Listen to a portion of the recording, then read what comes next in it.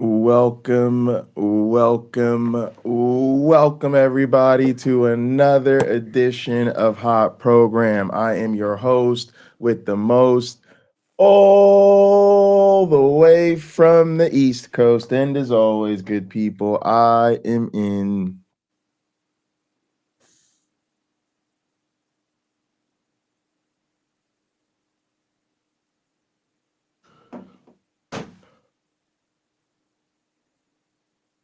airplane mode, and now a man who thinks Christians need to explain how Pontius Pilate got his last name if planes and air travel hadn't been invented yet. A man who needs no introduction. Hey, Pocket Locker, how you doing? How you doing? I got to be honest with you, man. It's funny. I actually think, um, I think Pontius Pilate is one of the most damning stories in the book. Tell me why. I, I first off, I think he's like, I think he was like Hitler before Hitler in the sense of his name was used as like a fill-in for like stand-in for like the most evil, cruel procurator or whatever, right? Like there was no, so I think he stood in as like a, you know, like a legendary figure. And then I just think that story is so unbelievable. It's one of the most unbelievable stories. So it's one of the few stories in the Bible where we do know the person was historical. We do have historical records of them, and there's no way they would have done what was mentioned in the Bible. So I actually think that I think it was done clearly to give the story more historical legitimacy. Yeah. But it does the exact opposite, given what we know now. One of the greatest exchanges, in my opinion, in the Bible is when Pilate asks Jesus, "What is truth?" And as many of you may know, I think it's just made up. I don't even think Jesus was a real guy. If he Right. was a real guy and they're creating a legend out of the real guy, this is a really good scene because in the book of Zechariah, it prophesies that Jerusalem will be called a city of truth. And this is supposed to be at the time that the Messiah returns. And look at what's happening to Jesus, right? Things are kind of falling apart. He's sitting on the Mount of Olives and he says, these things will come down. Like all this is supposed to be destroyed and to the east and to the west, and all this, and he's sitting there and it's not happening, and these people think he's the Messiah. At one point in the Gospels, they tried to take Jesus and make him king, and he doesn't let him do it. Now, if he's a real guy and he thought he was going to be the Messiah and he saw things that should have been happening not happening, but he was zealous, right, for the scriptures and the prophecies, he would not take a place that didn't belong to him, I think. But in the same series of books, in the same gospel, right, he says John the Baptist is Elijah, and yet John the Baptist denies that he's Elijah. Now, if he doesn't know, if John the Baptist doesn't know that he's not Elijah reincarnated or Elijah come down from heaven, I think we have a problem. Yes. So it's good to have a villain, right? In any story, it's good to have a villain, and the Gospels have lots of villains. Yes, and I think Pontius Pilate was one of them. Mm-hmm. Yeah, he's a good villain to have. So speaking of villains, and having problems with people, I got a big problem with a lot of what I'm seeing in the quote unquote atheist community, especially post the election, and especially from certain demographics. Mm-hmm. I have some issues with some things I heard in the Thomas Woodford video, or Stephen Woodford Rationality Rules video. I'm gonna have to deal with that. But today we're turning our attention to Alex O'Connor, who used to be Cosmic Skeptic, I believe. Now, yeah, that was his name. If you look it up. Okay, I'm thinking of Genetically Modified Skeptic. Yeah, no, not him. That's Drew. Drew, yeah. This is Alex O'Connor. Mm-hmm. I don't even know where to start. First off, let me just put it out there that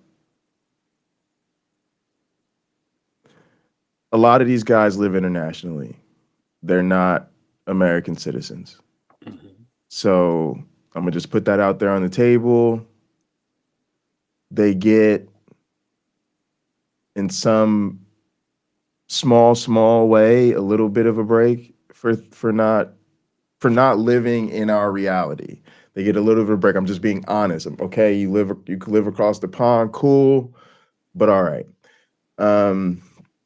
But I got a real problem with the way a lot of them have responded to the election. Mm-hmm. So first off, I feel like a lot of them are participating in what I call the Great White Cope. And that is the left's, and in this case, atheists, and in this case, progressives, and all of those people. In other words, it's our side. When I say the Great White Cope, I want people to be clear. I'm not talking about the right wingers. I'm not talking about the Christians. Yes, of course they're coping. We always know that their whole existence is the cope. But the Great White Cope is the left coping. The Great White Cope is the atheist coping. The Great White Cope is the progressives coping. And what it is these people don't want to look the bigotry, the evilness in the face. They don't want to face the ugliness.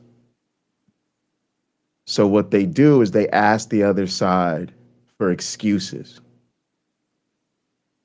What they're really saying is, and don't get me wrong, there are some people on the other side who won't admit to themselves how bad they really are. But this is the problem. And it's like, they keep coming to us. They keep coming to people on the left. They keep coming to progressives. They keep coming to atheists. They keep coming to us, acting like they're our champions. But they don't fucking listen to a goddamn thing we have to say. And we know what we're dealing with in this country. And we saw what happened. Mm-hmm. And part of, so what I call a Great White Cope is everybody saying, oh, well, we didn't do enough to give them a populist economic agenda. We didn't do enough to, meet them where they're at with their concerns about this or their concerns about that. And it's just all a lie. It's just all excuse making.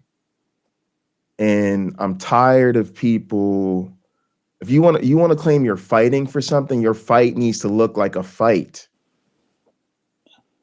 These people don't oppose the other side. They don't give them a hard time. They don't hold their feet to the fire. They don't call them out. They don't treat them the way they need to be treated. And then when it fucks all of us over and we're headed straight for a second Trump administration, their answer and their response to us is, we didn't do it enough. We didn't hold their hands tightly enough.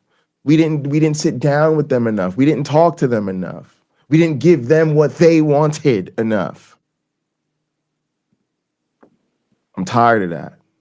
That didn't work. That is what got us here. And for you to think that that's the solution is insulting. And then I find it real hard because what we're dealing with, so what we queued up for y'all today is Alex O'Connor sat down with Stewart and Cliff Connectly, and had a conversation about the Bible commanding genocide. And I just felt like, bro, like, I hate to say this, but like, our election just happened like less than a week ago. A big part of the issue now, because it has ramifications all over the world stage, a huge part of that is we have real wars and actual genocides going on right now. Mm-hmm. And people are hurting over this issue. And I know, like I said, these dudes are across the pond and they're not necessarily in America, but a lot of your audience is. True. So for you to sit down with these two Christian apologists and play this fucked up ass word game conversation about does the Bible endorse genocide when we really just elected theocratic fascists in this country who we know Trump was on the phone with Bibi Netanyahu as soon as he found out he won. Please remember this statement, y'all. Don't ever forget it.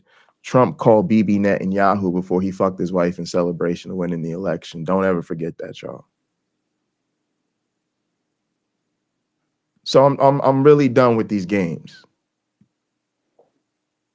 And the thing that sucks too is because I love this community and I do want to grow the channel and I do want to see the shows grow and just really because I want to reach more people and I want to have more of an impact. Mm-hmm. I think we're a lot better at this, quite frankly, than most people in the space. And I think people need to hear what we have to say more than they need to hear the same old garbage they've been hearing for years. But unfortunately, it's like I can't stay quiet anymore. I got to call out the bad behavior I see on our side. And I already know what the consequences are going to be because I know how petty these people are. So it's like you trying to grow and you want the, you like to build relationships with the larger atheist content creators because they can help you out a lot if you collaborate with them. But if you talk about them, then they're not going to want to collaborate with you because, again, they're not really committed to the cause. They're not really down to help the community grow. They're really petty content creators. That's what most of these people are. They're petty content creators who, quite frankly, are just trying to use counter apologetics as an alternative grift. That's just how I'm starting to feel about these people. But look, y'all, we gonna get into the conversation so I could illustrate for y'all what I'm so disgusted about. But I want people to notice the change. Notice that this man went from calling himself cosmic skeptic to distancing himself from really truly being affiliated with skepticism and atheism, which is why he changed his channel name to Alex O'Connor. And let's not pretend. Let us not pretend that it's a coincidence that when this happened, it coincided with him deciding that really the best content he could make would be to sit down with all these apologists. Y'all, he changed his business model. He decided that really fighting against these people was not as profitable as befriending them and platforming them and then engaging in this like pseudo debate culture. And then like even if you look at his page. Hi, I'm Alex O'Connor, host of the Within Reason podcast. For the curious, new episodes every Sunday from the likes of Richard Dawkins, fucking asshole, William Lane Craig, lying sack of shit, Richard Robert Barron, doesn't sound like a skeptic to me, Peter Singer, and Neil deGrasse Tyson. Literally the only reasonable person on here is obviously Neil deGrasse Tyson, and I think Neil deGrasse Tyson is a prick. I think Neil deGrasse Tyson. Oh, sorry, y'all didn't see this because y'all. I got y'all on. I got y'all on the wrong screen. But yeah, that's what it says here in his about page on his YouTube. We gotta notice these things, y'all. We gotta notice when people start saying, "Hey, come see me because I hang out with all your favorite Christians. I hang out with all your favorite transphobes. I hang out with all your favorite people who clearly think religion is nonsense, but won't admit it." Looking at you, Neil deGrasse Tyson. So let's check this out. Do you think that this grace, this omnipotence, this love and charity of the Old Testament God is expressed in the instances where he commands the complete obliteration of entire nations of people, including the women and the children, and even the animals, in at multiple points throughout the history of the Israelites trying to conquer their holy land, which is promised to them by God, such that if anybody is already living there, they're driven out, and if they refuse to leave, they're chased out and they're killed, and then they come back and they kill the women and the children. Do you think that this is the same graceful, loving God that's issuing these commands? First off, like, I honestly, why do we do this, y'all? This is what I mean about like not staring the ugliness in the face, bro. Like, what do you like? You know what it says in the book, bro. You know what it says in the book. Yeah. So it is entirely, yes, it is entirely gaslighting for you to sit here and legitimate act like it's a legitimate question. Do you think this God that orders you to go over there, that land over there, slaughter every man, woman, and child? What do you think? Do you think that's the command? And y'all, he says it with no sense of irony. Like I legitimately want to know, do you think this is the same? And so we are literally calling over the limo, making sure it's stocked with champagne and the ice is cold and there's a 3-course meal waiting, make sure they've got real nice outfits, and then just having them walk the red carpet into their apologetics. Bro, motherfuckers is really dealing with a real ass genocide right now. Donald Trump just took over America and shit is really about to pop off. In a bad way. Project 2025 is now the official game plan of America. The play has been called into the huddle. Coach said, yeah, that's the one. They called it into the quarterback. They about to say break. They're rolling up to the line. We're just waiting for them to snap the ball. Yeah, they want to replace the Constitution. We are just waiting for them to snap the ball. Yeah, with toilet paper. And y'all motherfuckers think it's cute to sit down with the likes of these two fuckfaces and have a serious, high-minded, intellectual, white boy fart smelling conversation. Because that's all this is. I had seen notifications about this video and I didn't watch it. This question that Alex is posing is one of the reasons I'm no longer a Christian. I personally could not look at the behavior of the God of the Bible and find any respect or reverence for him after reading the text, after reading the biblical text. I heard this stuff preached on for years and was sort of alluded to, but to read it myself and to be outraged by what I saw. I'm a person, I don't want to do harm to anybody on this planet. It's not my way. I don't need that. I don't have any enemies.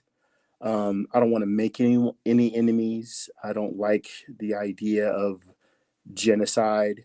A friend from high school posted something on Facebook. She's very religious. You get on a bus trusting that the bus driver will get you safely to your destination. You get on an airplane trusting that the pilot will safely get you to your destination. So why not trust that God? Why not trust God? Because God is in control. Now, this is someone who I had a lot of fun with back in high school, and it is irresistible to me not to reply with rationalism. I simply wrote, the bus driver and the pilot went through training. God, when things didn't go the way he wanted to, killed almost everybody on earth just so he could start over. There are some people. Go ahead. No, go ahead. I was going to go somewhere else. Good. There's some who will read that and laugh because it's true, right? The statement, my point that I'm making in that statement is, if the bus driver or the pilot screws up, almost everybody on the planet doesn't die. That's not their way of dealing with things, right? If the bus crashes, if the plane crashes, it's not over for almost everybody either. The circumstances, the stakes are far different.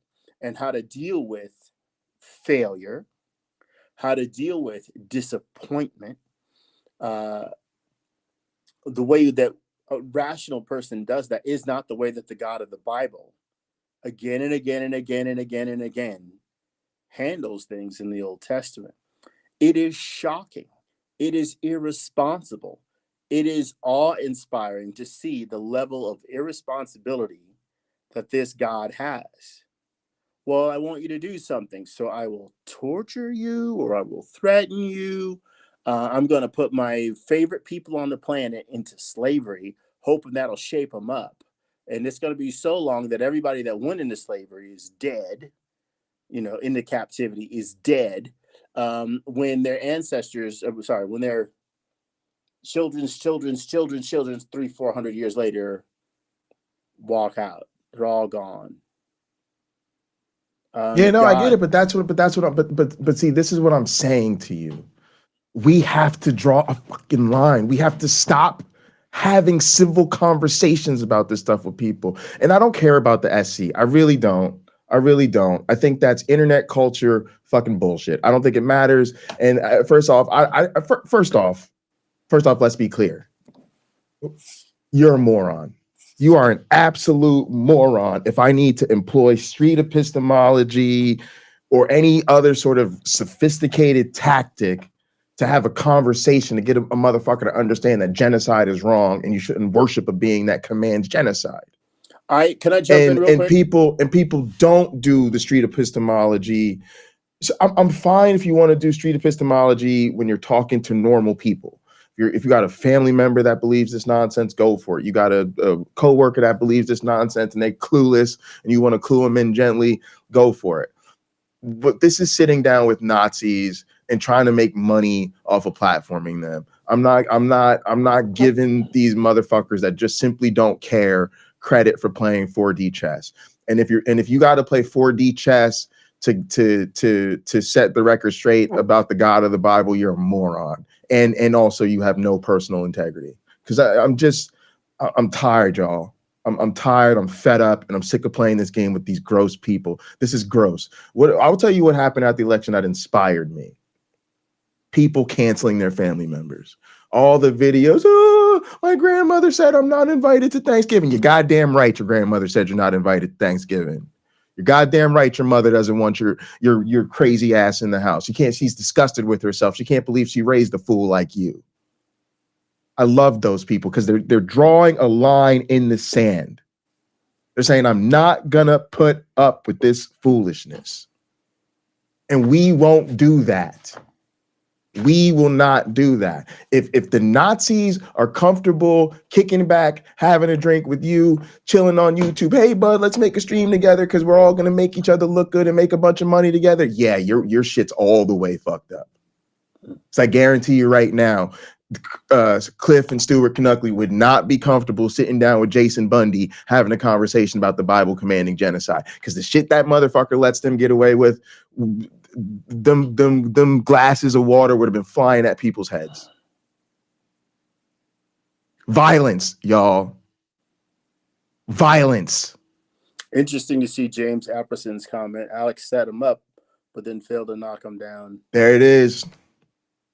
And so instead it's just you set them up and you let them have it. And then you'll do the same thing and tune back in when I do the same thing with William Lane Craig, and tune back in when I do the same thing with Sean McDowell, and tune back in so I can let Richard Dawkins go off of how much he hates trans people. And then the rest of your motherfucking atheist heroes have the audacity to tell you these are the people you should listen to. These are the people you need to send your money to. And it's a fucking white boy problem. When I deal with Stephen Woodsford video, that's part of my issue. At the end of Stephen Woodsford video, he goes on some rant about how the mainstream media has failed us. And then he says, well, you need to support the independent secular content creators. And who does he lifts off?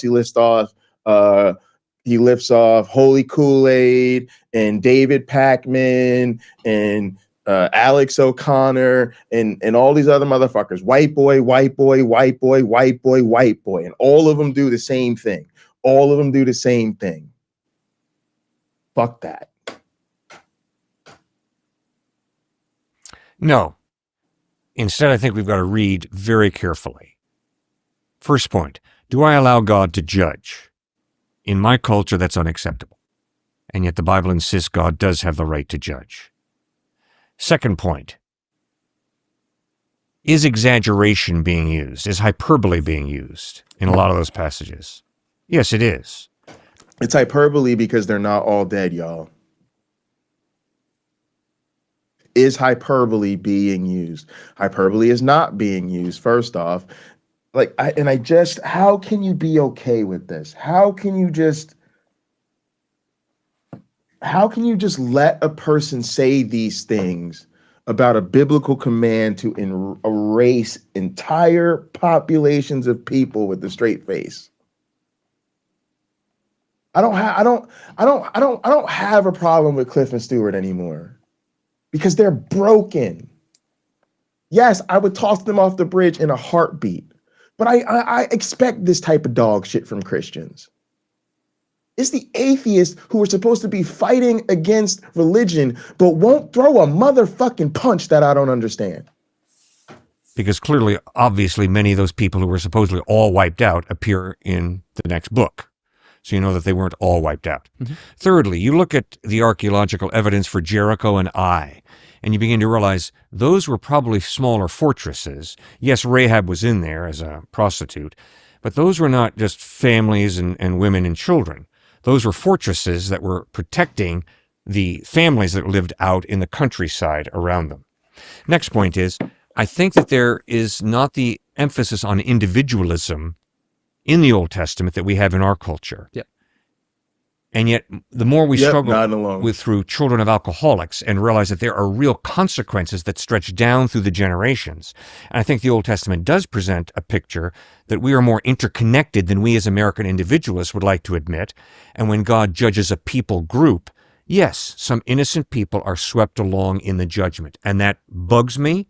I don't like that. Why does it bug you? Well, yeah, I was going to say, well, look, I'm not someone who would want to try that, but let me try that. And I want you to be one of those innocent people.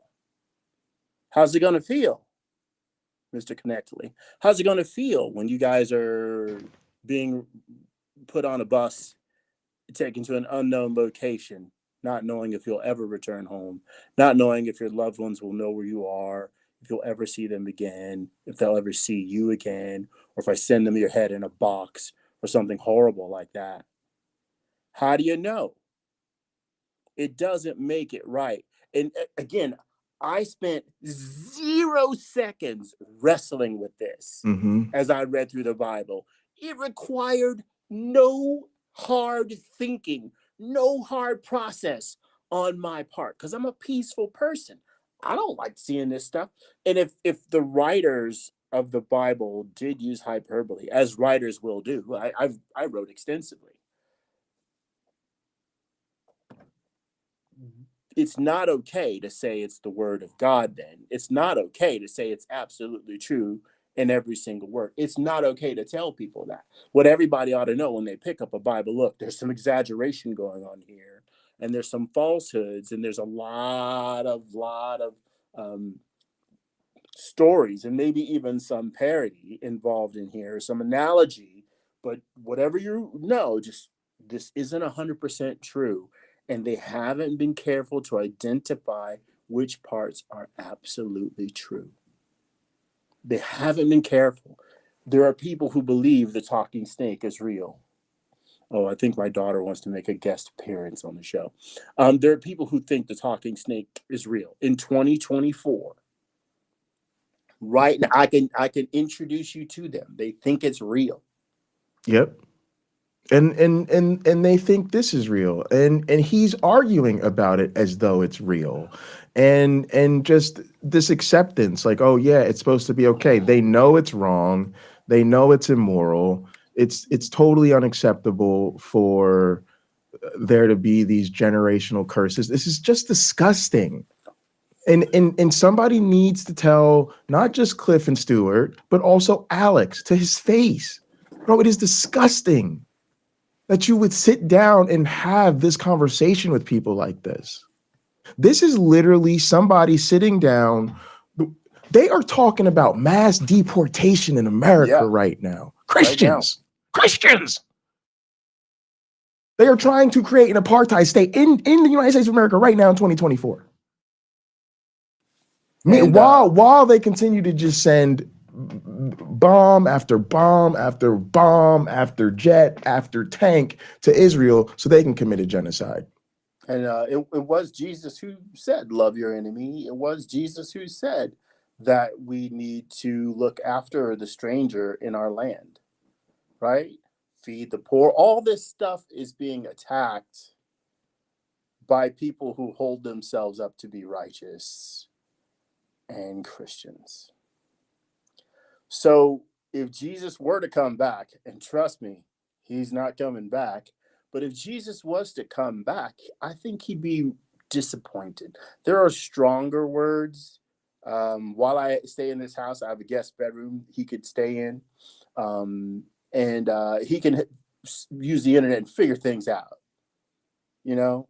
Who? I would not let any of these people stay in my house. None of them. Jesus. Oh, Jesus. Oh, yeah. If Jesus came back, yeah, we got a room for Jesus. Yeah. No, these people are disgusting. I got a swimming pool too. Like, come on, you got to do the thing. Let me get it on video for our podcast. But I just think really, Pete, we need to step up. We got to step up our game, y'all. We should not be sending money to people that are doing this. We should be letting these people know we think this is gross. We think this is gross. Because that's the other problem. It's the other part of the white boy problem. Is this. The comment section. All the motherfuckers acting like this is the best thing they've ever seen. Oh, I'm so glad you guys did this. Oh, this was so wonderful. Gross. Yet that is part of, I think, what the Bible is talking about when it says we're created in the image of God, meaning that we do have free will, which means there are consequences to my decisions that affect my children, that affect my grandchildren. We're more interconnected than we would like to admit. So no, those children are not being punished for anything they did wrong, but yes, they're born into a cursed, messed up world, and there are consequences to that. I mean, I benefited from going to Davidson College, and a lot of people sacrificed to put Davidson together. You benefited from going to Oxford University, and there are a lot of people who have, over many years, given sacrificially to build that. So there are real consequences that stretch down through the generations of our decisions. And also, the Bible never says that those... Yeah, and Oxford's got a long tradition also having stupid-ass debates. I just think you guys, this is all so gross. I would ask, is this what you went to Oxford for? You went to Oxford so you could ask Stewart and Cliff Connectley if commanding genocide is the act of an all-loving God? So we could have that conversation? So you could sit down with William Lane Craig and he could tell us about the Kalam cosmological argument? Boy, you're such a fucking world beater. That Oxford's looking like a great institution. That Oxford I'm joking, y'all. That Oxford education sounding like toilet paper right now. Children and all those people go to eternity separate from God. I'm convinced that we will see those children in heaven if they were killed before an age of accountability. So the justice of God will ultimately triumph. Yeah. But do I have problems with the text? Yes, of course I have problems with the text. I don't understand it exactly. I don't understand what God is doing exactly there. Pause it. A question I will ask Christians, and it's one of the harder ones I think I could pose to them, is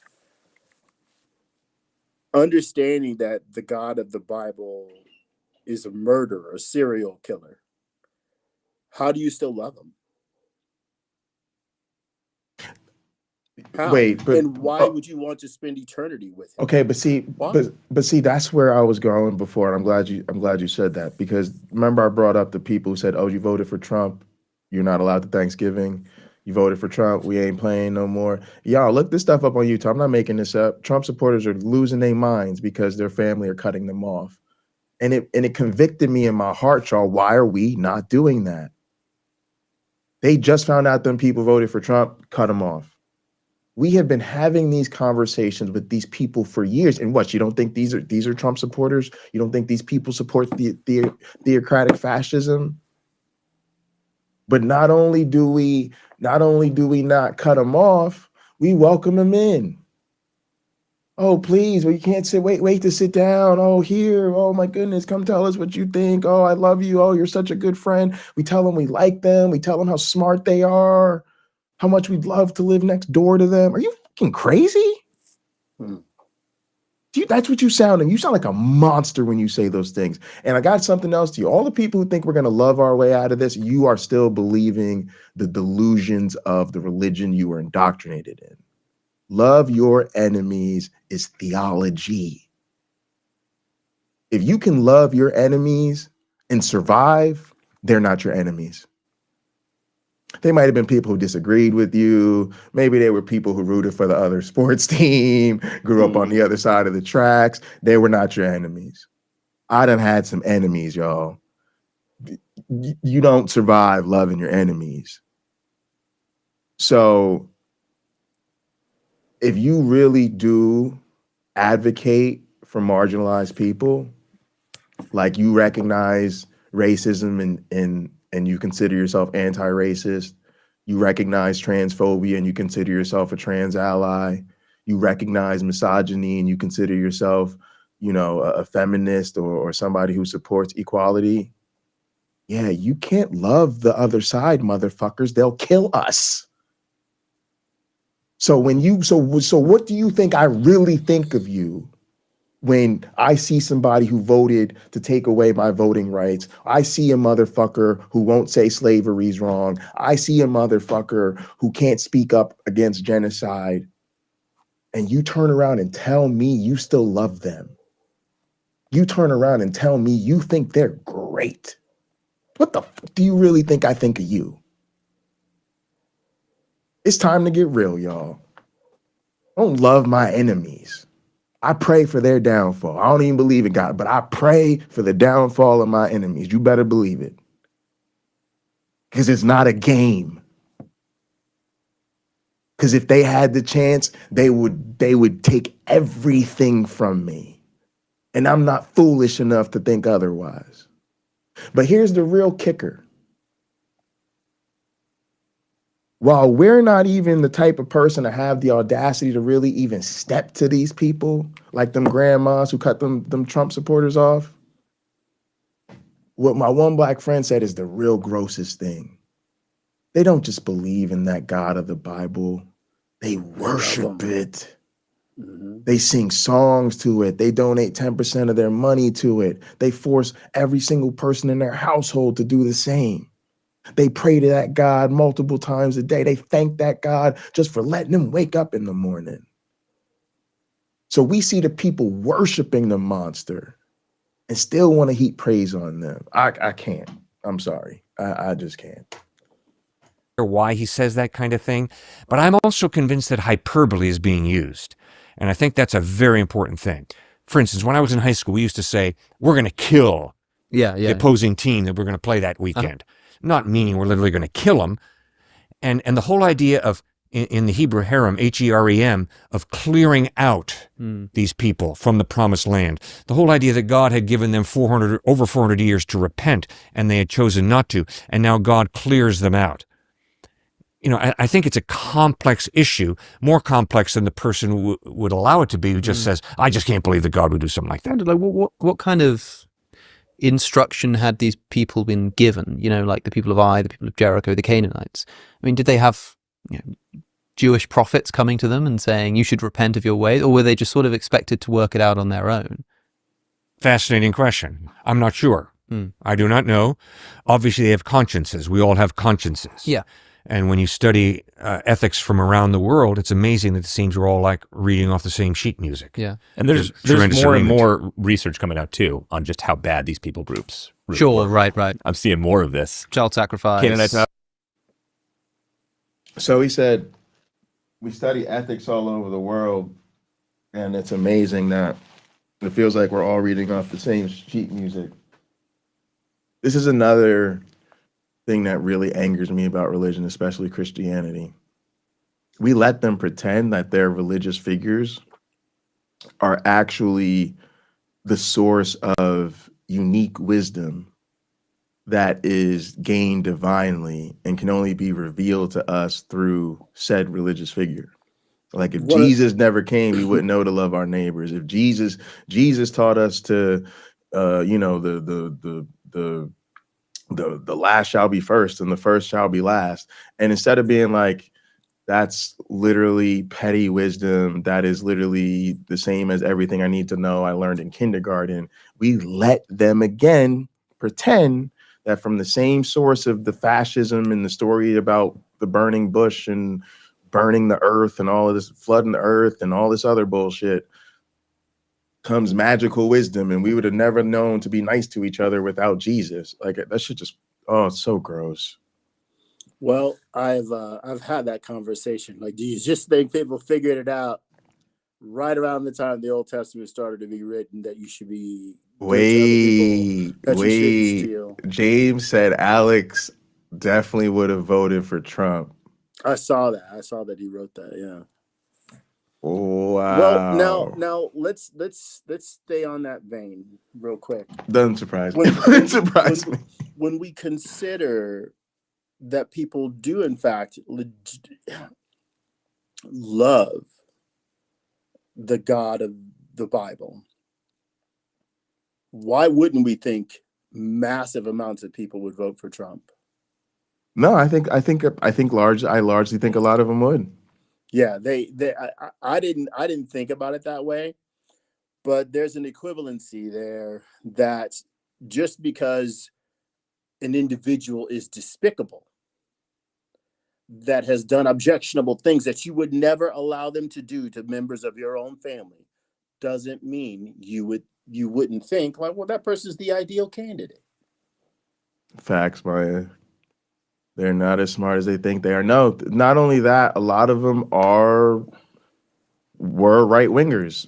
Some, in most cases, very recently, and a lot of them are in on the grift. And a lot of them hate liberals more than they hate fascists. Oh, yeah, exactly. It just gets worse every year. Like how bad is it going to get? And so, but the second one, have you wrestled with this being a really culturally conditioned question? Oh, absolutely. Issue of yours? The Chinese don't struggle with this one. Yeah. When I've talked to people of other cultures and I've brought it up and been like, that's totally fine. Yeah. That God judges in that kind of way. And it's so much worse because it's not just like culturally relative. Like I'm a moral anti-realist. I don't believe in the existence of objective moral values, right? Yeah. And so like, what could I possibly be meaning here? But I don't wrestle with it because my job here isn't to say that this is wrong. My job is to say something like what Lincoln said of slavery. If this isn't wrong, then nothing is wrong. If there is such a thing as objective morality, I find it very. I mean, look, we just condemned the Canaanites. But is it wrong? Is it because I don't, is it? Does he really believe that? Because he seems to be okay with these people. That's the thing I don't get. And here's the other thing, like, I'm gonna say what I really think. I think a lot of us don't even have these conversations with believers in our lives. And I think there's a number of reasons we don't. Yes, I think many of them are what I consider basic Christians. They don't know shit. They don't really know that much about theology. They haven't really read the Bible. They don't really know what's in there. And so a lot of it is you're just not punching down. You just like, it's like you have a pretty high level understanding of these things. Most people don't. You're over your family's house for your niece's birthday. They start going off about Jesus. You sit there and eat pumpkin pie and ice cream. I get it, right? Who cares, right? Like I get it. That's a reasonable thing. But to be honest, a big part of that reason we don't have that conversation is because, quite frankly, we're afraid to face the ugliness. I hate to tell this about you. I hate to tell most of y'all this about your family members. They know enough to know better than this. They know, for instance, about the flood story. So they know God drowned everything that fucking lived except one family. And they know that shit's super fucked up. They know virgins don't get pregnant. They know that you can't split the ocean with the stick. They know donkeys don't talk. They know you don't get commandments from burning bushes. And they would never let anybody in any other religion bring that stuff up at family functions and act like everybody else is supposed to go along with it. So they are being hypocritical. And part of it is you don't want to point out their hypocrisy because it would make your day uncomfortable. And the other part of it is you don't really want to deal with the fuck you that most Christians have residing deep in their heart. In other words, you don't want to deal with the fact that they do know that it's fucked up. They do know the Bible commands genocide. They do know there's slavery in the Bible, and they worship God anyway, and it's disgusting. So you would just like rather not go there because you literally can't handle thinking of your family as the disgusting Christians that they actually truly are. And that's just what we all live with. We're just stuck in a world with these people, and there's too goddamn many of them. And most of us would have 0 people in our lives if we got rid of all of them. So we just have to leave that shit alone. But when you are sitting down with professional apologists who do nothing but lie about these things for a living, and you're laughing and you're all yucking it up and you're all chummy, do you really think it's wrong? Because you basically have the people that are advocating for it right in front of you. And they push this stuff on everybody, and they are making money off of it, and they are indoctrinating children, and they're lying to it, and they are enabling fascist dictatorships and real genocides all over the fucking world. And you sit here and play along like it's cute. I find it absolutely disgusting. And I don't think that he has real moral, I don't think he is really disgusted by their morality. I think he thinks it's cute. I think he says, well, I don't believe it, so but you tolerate it. If you had to think about if there were bombs blowing up in your backyard, if you were worried that your nieces and nephews' school might get bombed in the next couple of weeks, this would be a whole different conversation.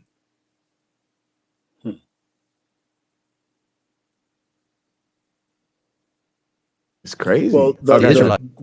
you froze it. The look on his face there for a second was a bit of disgust, but we'll see in any frame in the midst. He has moments where he recognizes what they say is disgusting, but he also laughs with them and yucks it up and is chummy, and he invites the word games.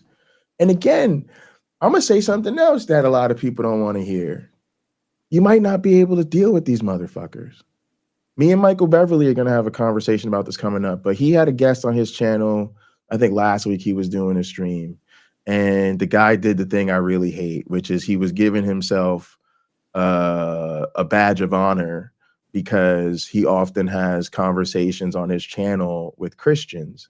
And when he does it in such a way because he's trying to love them and nurture them and that pisses off atheists. And again, something white boys love to do is they're more concerned about the enemy. They're always making the Christians and the fascists the main attraction. And again, they hate liberals more than they hate fascists. So they pat themselves on the back. Oh, I'm such a good one. I'm willing to take heat from the atheists just so that I can reach over across the aisle and deal with the Christians. So I'm gonna say something a lot of y'all don't want to hear. There may not be a way to do both. And I said that in the chat. I said, those people are not trying to give you a hard time. They're being real with you. They see you engage with Christians, and they realize there's no way for you to engage with those Christians on terms that are acceptable to the Christians that are also going to be acceptable to your skeptical atheist audience. And your audience is trying to tell you that because they see the game being played. Right? We know that in order to deal with the steward in Cliff Connectley, you got to play this stupid game. You got to be nice to them, and you can't yell at them, and you can't curse at them, and you can't tell them they're fascist, and you got to play nice. You can't call them bigots, right? Because if you treat them the way I would or Uncle Bobby would, well, then they're not gonna come on your channel. right? But if you engage with them in a way that Pragmatic Crystal, YouTube Punk, and Maya Adkisson would really love to see, they won't want to sit down with you. And so a lot of people are really trying to travel a middle road that I don't think exists, because the Christians have figured this out. They're not stupid. They're going to force you to swallow your dignity, keep your mouth shut, and platform them in a way that they find beneficial to them. Right. And when they do that, you're not playing with your food is playing with you. I had wondered if Alex was sort of courting their audience. Oh, he has been. That's why I said at the beginning, he changed the name of his channel. He changed his name. It's no longer Cosmic Skeptic. He's Alex O'Connor. Because Cosmic Skeptic was too skeptic forward. He was engaging on terms that were not acceptable to them. And then again, when you go to his about, it doesn't say, oh, I'm Alex O'Connor. I think Christianity's sitting on some bullshit. Come join me and we'll fight the good fight against faith. Instead, it says, hi, I'm Alex O'Connor, host of the Within Reason podcast. Sounds neutral as shit.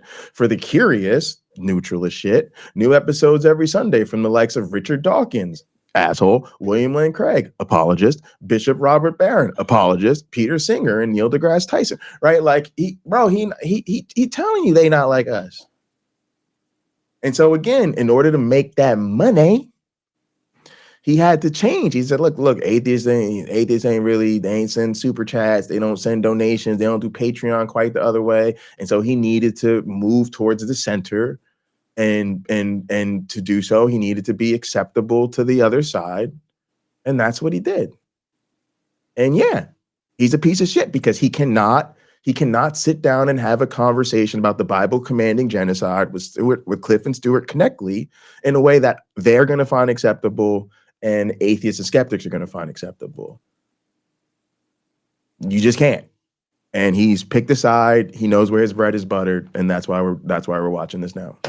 To do when they came into their nation, and we say, okay, well, these people were sinful, idolatrous, and they should have repented. Well, the same is true of the Israelites. They were sinful, they were idolatrous, and yet they had the benefit of having the prophet of God come to them. Damn, see, I didn't even recognize that Peter Singer name, but here, try Sarah said, Peter Singer, eugenicist extraordinaire. Exactly. That's what. And all I'm saying to you, y'all, is we can't let ourselves be played like this. Let Alex do his thing. Let him make his money, y'all. But please stop letting these people tell us that they're our heroes, that they represent us, that they're fighting against religion, that they're progressive. No, stop. Tablets telling them what to do.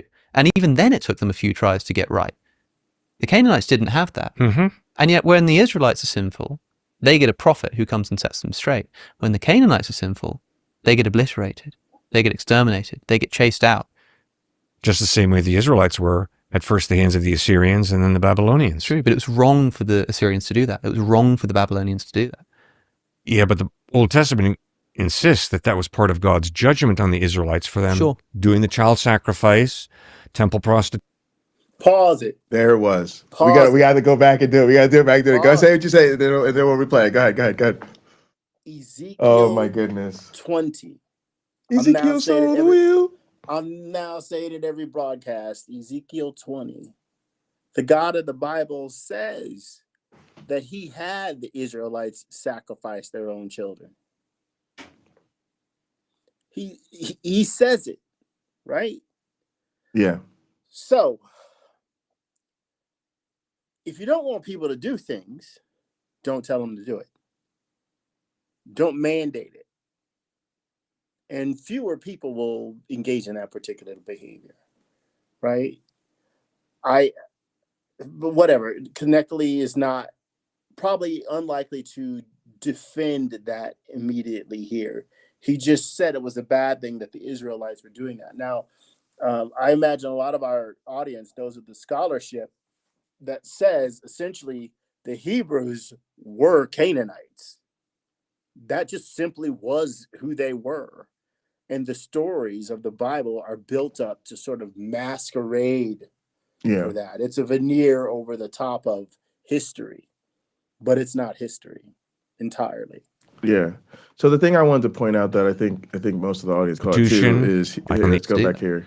And then the Babylonians. True, but it was wrong for the Assyrians to do that. It was wrong for the Babylonians to do that. Right. So right there, it was wrong for the Assyrians to do that. It was wrong for the Babylonians to do it.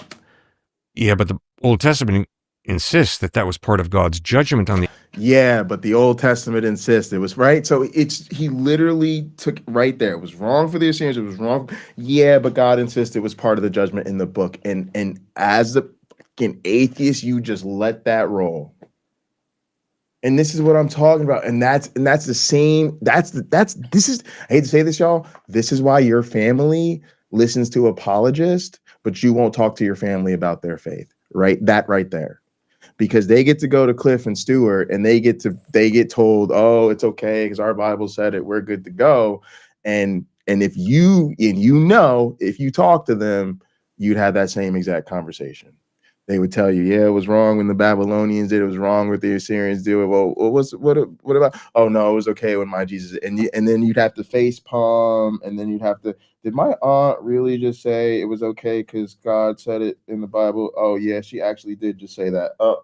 And then boom, you're like, you're not even gonna enjoy your cranberry sauce because you're gonna have brain matter all over the walls. But it's crazy. Go ahead. At this very table, we had some neighbors over. They brought us some baby shower stuff, and I was talking with one who's going to vote for Trump, and I said, how do you vote for a guy who's guilty of sexual assault?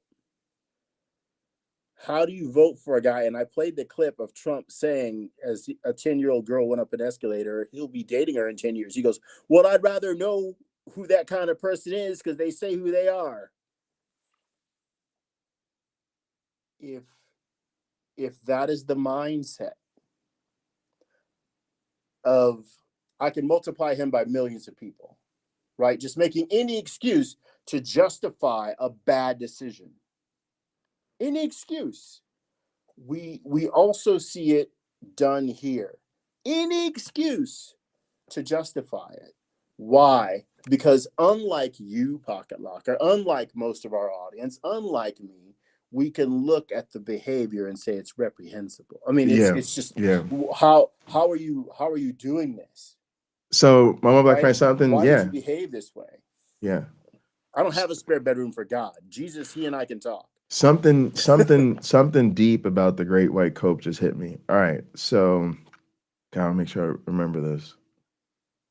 All right, so the same what I see happening here is the same way people don't want to deal with the bigotry and the misogyny and all of that. And so they'd rather talk about the economy. They'd rather talk about the border. They'd rather take an excuse and run with it. We do the same thing with people of faith. We know good and goddamn well this shit is evil and we shouldn't tolerate it. But what we often go to as part of the cope is, well, they sincerely believe it. You know, like it's okay. We don't have to, don't be too harsh on them. Don't beat them up. Don't hold them accountable for their own principles, their own stances, their own behavior. Don't hold them accountable because they really believe it.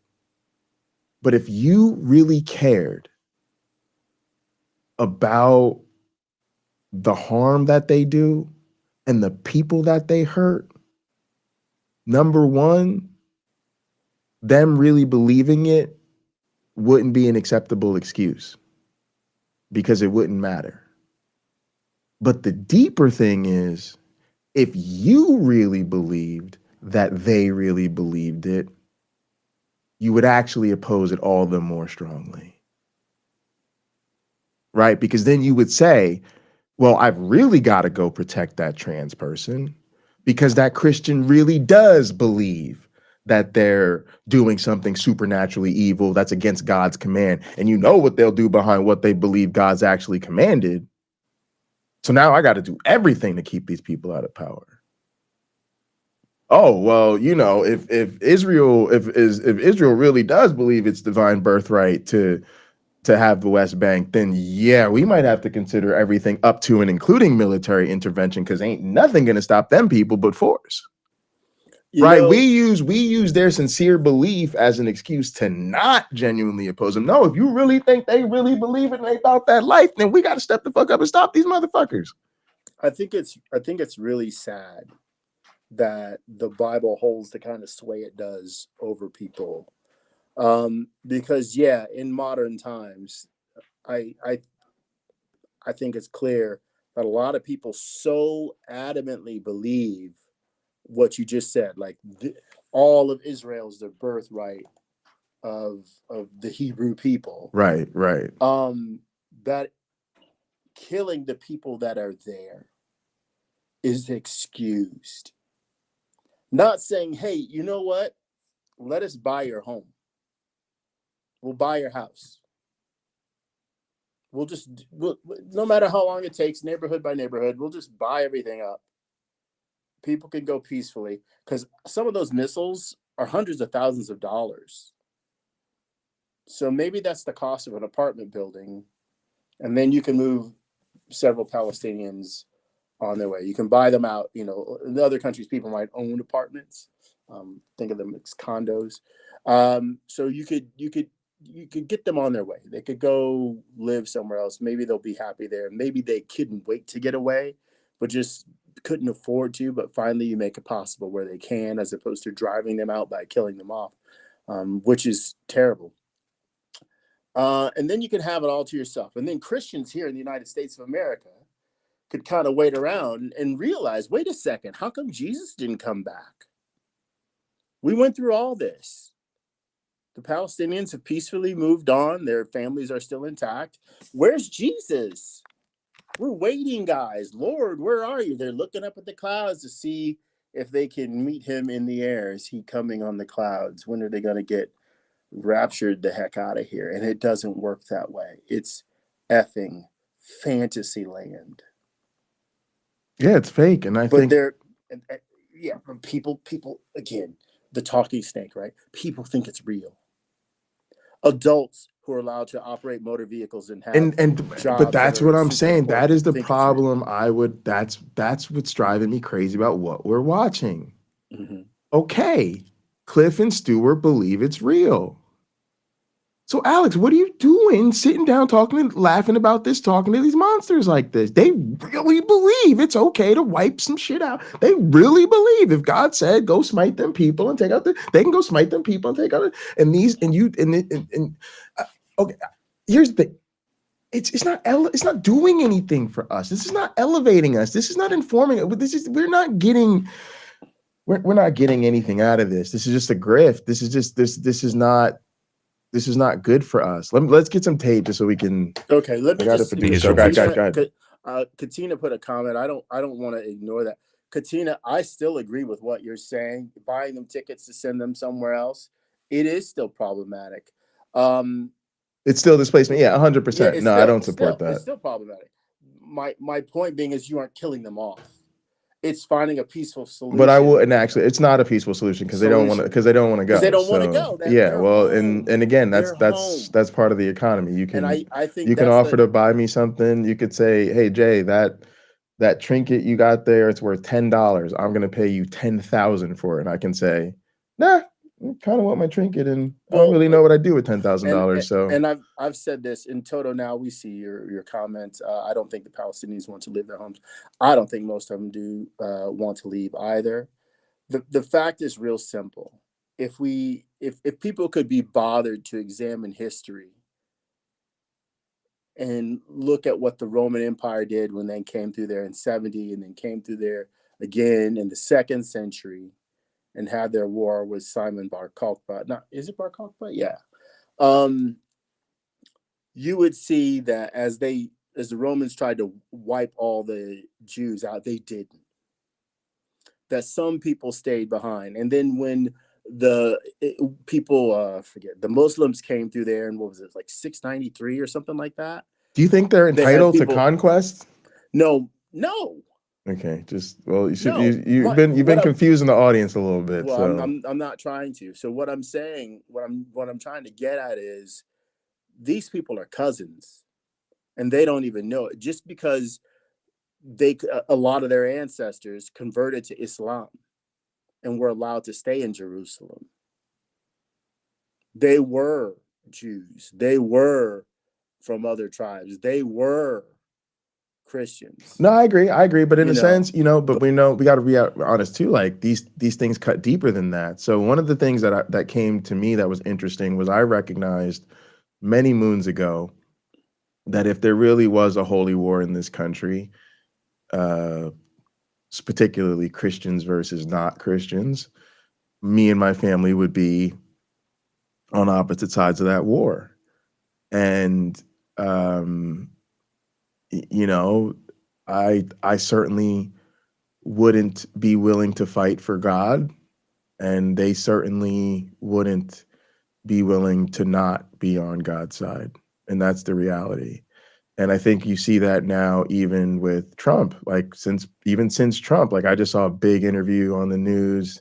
There was a big family, a bunch of different probably 3 or 4 generations gathered around the table, and they kind of spreaded them out. And they're like, all right, these people over here, they all have, green cards or visas. Okay. And then everybody else over here, they're all citizens. But the conversation we're really having is there's a whole bunch of people who are not here because they're illegals, right? So they're not even on camera, right? So people are, even the ones who voted for Trump, literally knowingly doing that. Like you can talk to some of them and they know that some of them even think they're supposed to be deported, but they voted for him. So that's a whole thing. But even within family, all I'm saying is you're right, but that's how, and again, that's what should be so unacceptable to us. This is why those of us who don't believe this stuff need to start fighting against it, because that's the reality. Is people who sincerely believe this stuff believe it to the point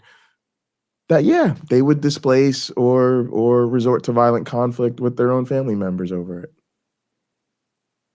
It's going to be interesting. I've begun taking screenshots of things that Trump supporters are putting up about how great the economy is going to be and how much lower prices are going to go on things, especially gas. One person who used to own a gas station said that he couldn't wait to see gas drop to 85 cents.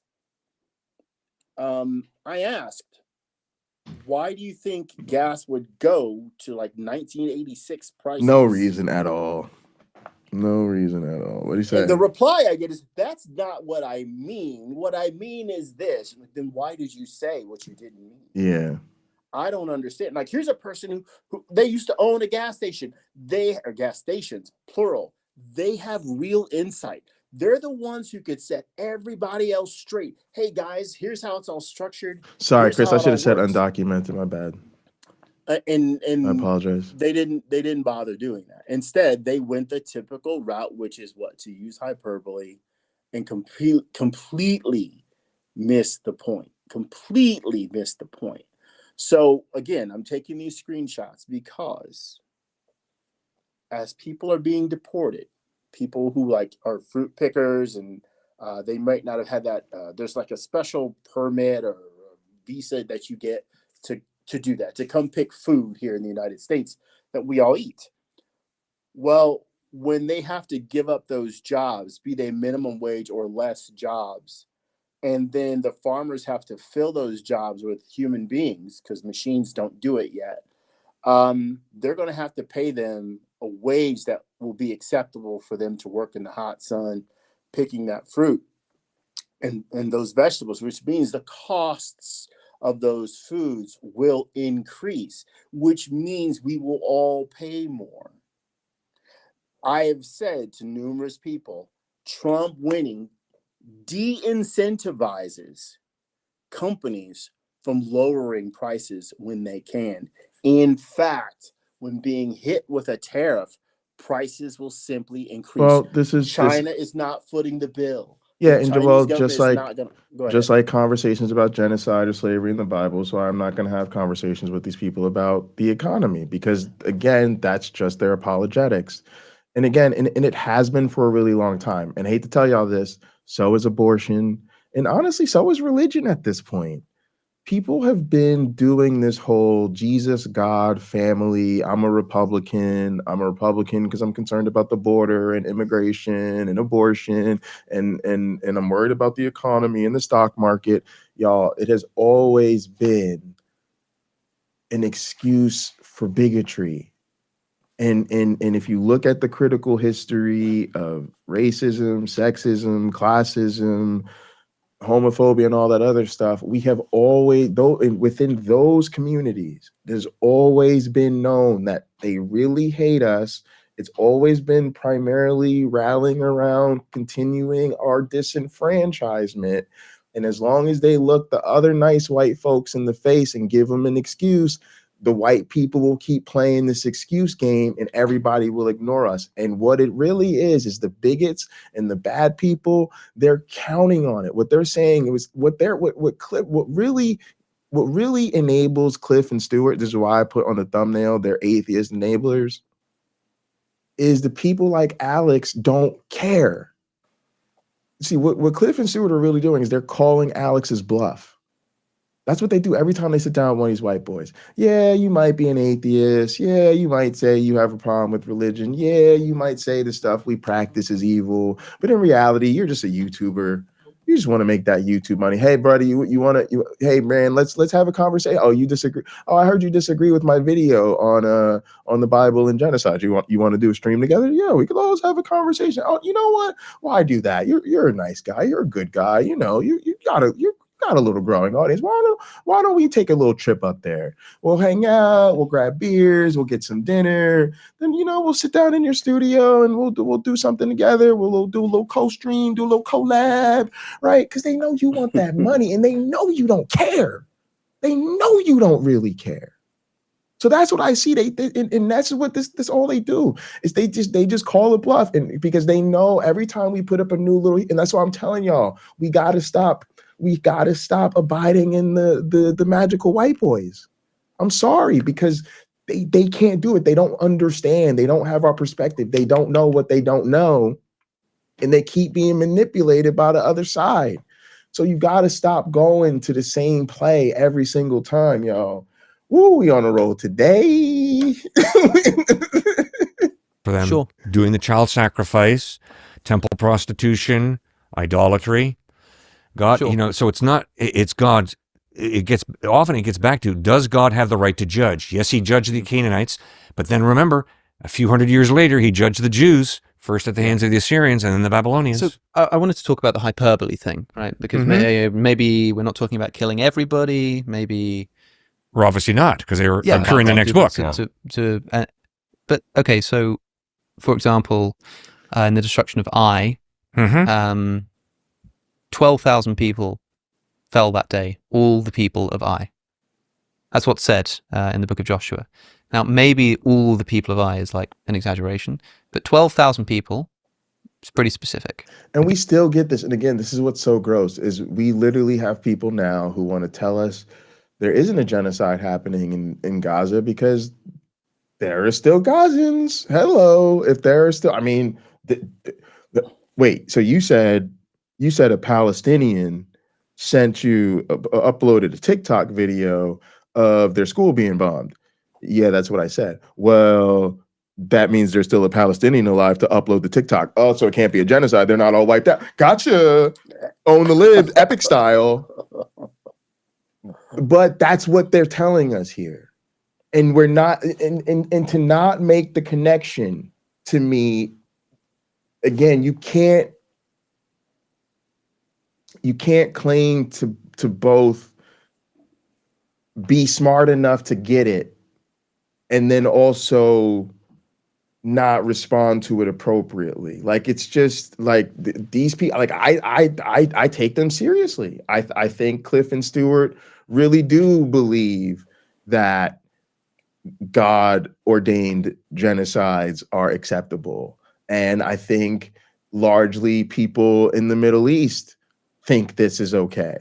And I think it's sure. I just think this is really terrible. Go ahead. What is immediately coming to my mind is what that woman I went to school with wrote. God is in control.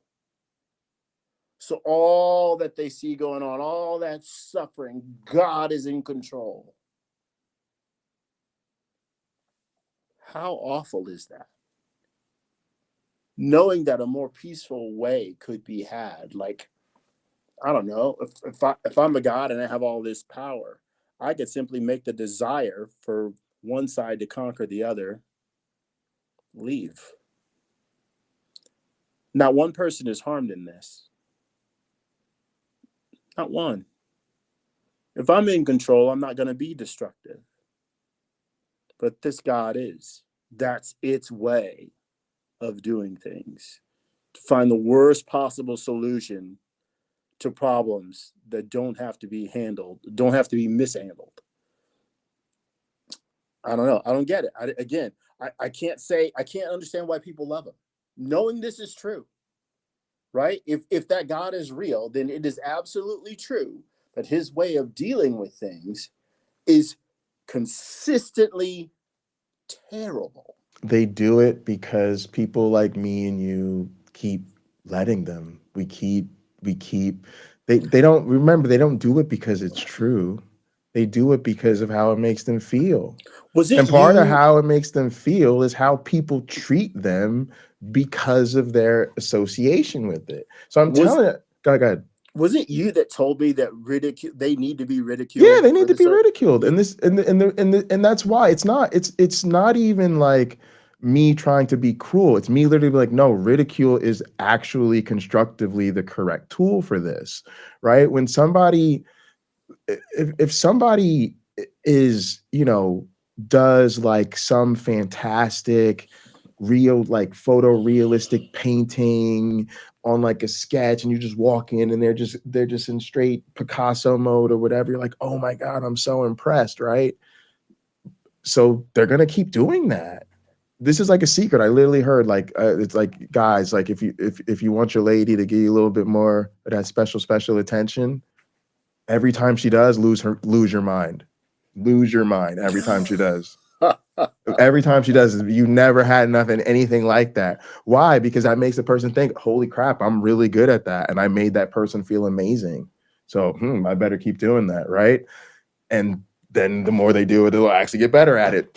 But that's like reinforcement. We all know reinforcement is a really important part of motivation and behavior. So when people go to church and they come home, we treat them like they just sat there and made some amazing artwork for us. We treat them like they did something incredible. If we saw people gather every Sunday in what seems to be a pigsty, and are you actually rolling around in turds? Oh my God. Right? And then they walked in the house after they've been out rolling around in turds with the pigs and we're like, oh my God, please get, oh my God, no, you can't even, nope, can't even come here. Bye, doors locked, nope. Right? How much longer do you think they'd be doing that? That's my point. Everybody stays in that faith because of how everybody else, whether they're in that faith or not, treats them as a result of that affiliation. If people really, really treated them like, wow, I don't know why you're in that weird, deluded cult that's also happened to be like actually the worst thing to ever happen to society and just all full of lies, and you give your money, like, it's just so weird. I'm kind of not interested, right? Like, they just wouldn't. But we don't treat them like that. Be a weird thing to be doing is hyperbole, right? We have a number of people, 12,000 people. We know it's men, we know it's women, we know it's children are slaughtered. We know that that's not hyperbole. We know that thousands of men were killed. We know that I should quote, I don't want to get this wrong. Perhaps we should look at the text. Yeah, so in Joshua chapter 8, when Israel had finished killing all of the men of Ai in the fields and in the wilderness where they had chased them, and when every one of them had been put to the sword, all of the Israelites returned to Ai and killed those who were in it. 12,000 people fell that day. 12,000 men and women fell that day. All the people of Ai. So we know that women are being killed. Non-combatants are being killed. We know that there are thousands of them. We also know that there were people who had left. They'd run into the wilderness. They were out of the promised land. But the Israelites chased after them. and then killed them in the wilderness. And it says all of them were put to the sword. Maybe that's an exaggeration. Maybe that some of them ran away. Maybe all of the ones that they captured were put to the sword, but some of them managed to actually run away, and those are the people who show up in the next chapter. But it's only because, for want of trying, that they managed to survive. But maybe it is just hyperbole. But we know that 12,000 people were killed. We know that the Israelites then turned around. I was just real quick. I just think it's so interesting that he did their work for them of coming up with a sane wash. He's like, let me sane wash this for you. Yeah. Killing the fleeing combatants, came back into the city and killed who's left. Well, who's left? The women, the children, the disabled. So even if there's some hyperbole being involved here in terms of the complete destruction, maybe it's not a genocide, but it certainly still seems to be the kind of military practice which, if done today, would see condemnation and a lot more from the United Nations. In 1 Samuel, there's this. Again, I should read the text to. I got to be honest with you. I believe at some level,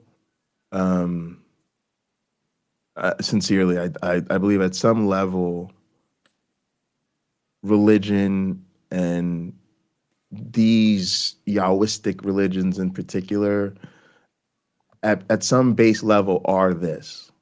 They are man-made rationalizations of horrible, literally genocidal behavior that would not be acceptable if not for convincing people it was a holy endeavor. I believe that was the whole thing.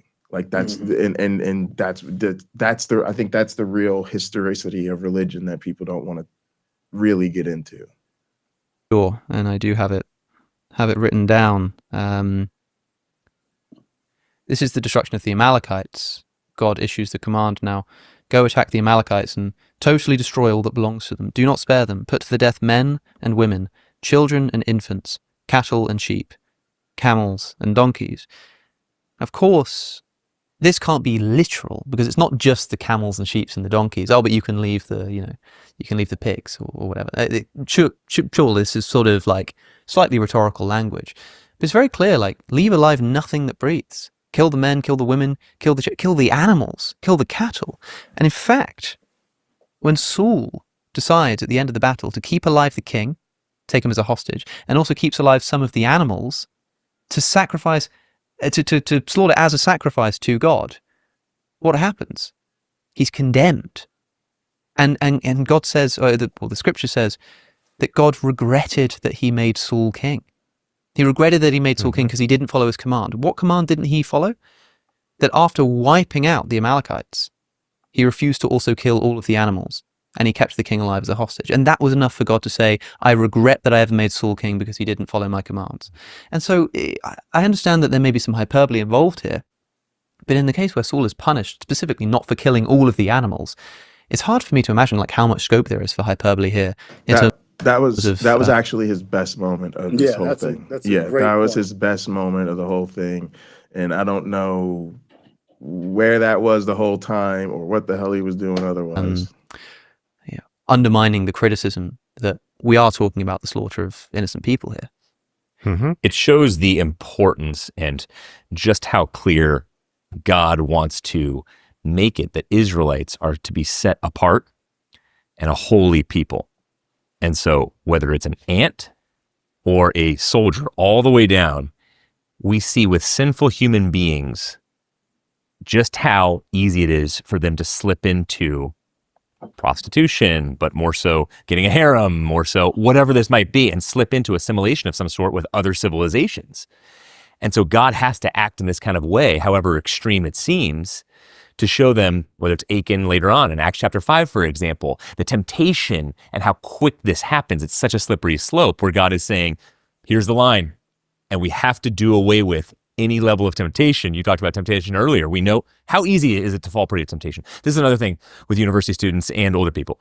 All they want to talk about is temptation and how easy it is to fall typically into porn addiction and these kinds of things. Well, very similar to what's going on there in terms of you have to kill off any and everything that's going to cause temptation because you are God's holy chosen people. Okay, whoa, isn't that really ethnocentric? Isn't that a big issue still? I don't see that in my mind because I believe what's going on in the Old Testament with the Israelite people is probably the most God, he is so obviously exclusive lying. inclusivity you could ever imagine, which is God is this God of the Israelites who are holy people who are not supposed to mix at all, even with an animal, with people of another civilization.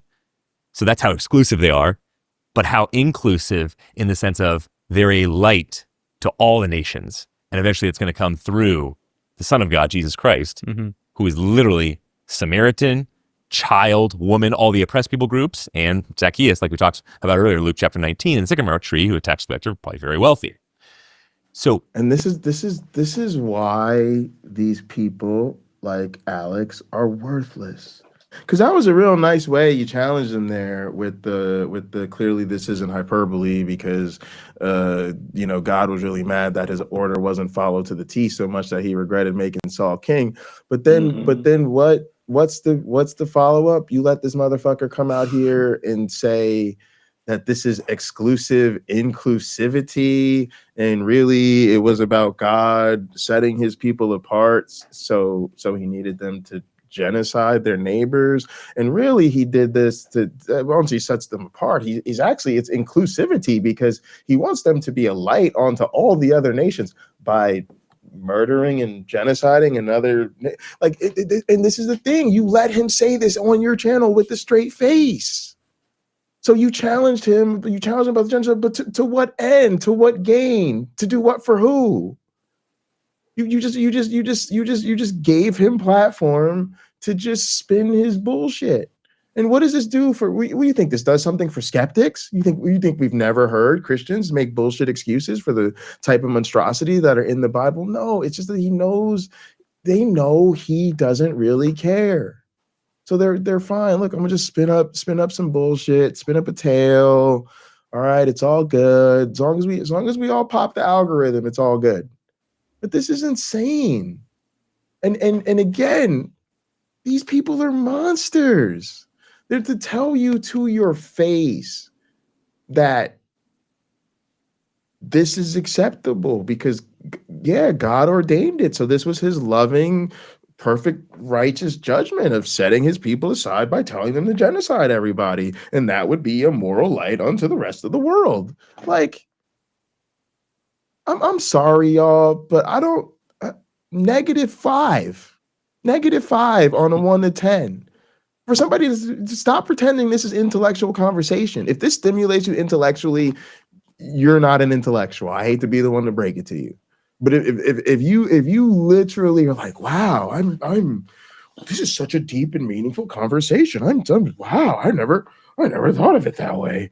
Like what let's just roll the tape. Oh my it's a light to all nations. Go ahead. Sorry, I'm gonna cut you off. No, the depravity you feared has now become mainstream. Yeah. You just didn't know it. Yeah.